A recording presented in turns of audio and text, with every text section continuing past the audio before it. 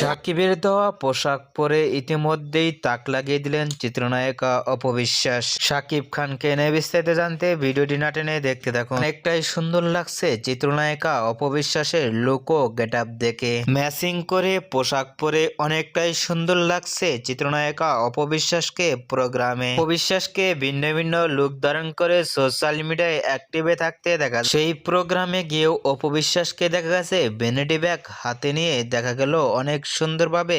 Vanity ব্যাগটি দেখে ইতিমধ্যে অপবিশ্বাসকে মায়াবী হাসি মুখেও দেখা গেছে সেখানে।